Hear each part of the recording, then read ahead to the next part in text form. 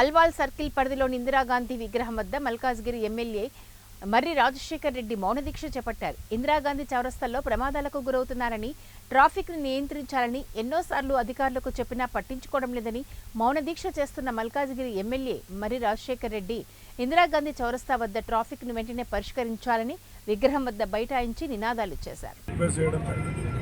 నేను ఎన్నికైన సంధి ఇక్కడ నిశ్చితంగా పరిశీలిస్తే ప్రతిరోజు ట్రాఫిక్ పీక్ అవర్స్లో మార్నింగ్ కానీ ఈవినింగ్ కానీ ఒక 1 అవర్ ట్రాఫిక్ జామ్ అవుతున్న సందర్భాలు అనేకం ఉన్నాయి.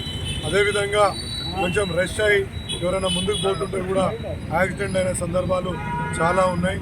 ఇక్కడ ఈ సమస్యని పరిష్కరించాలా, ఈ యొక్క జంక్షన్ని ఇంప్రూవ్ చేయాలా. ఇంతకుముందు కేసీఆర్ గారి ప్రభుత్వంలో ప్రతి ఒక్క అర్బన్ కూడలిలో ప్రతి ఒక్క కూడలి డెవలప్మెంట్ కోసం ఎంతో డబ్బులు ఇచ్చింది.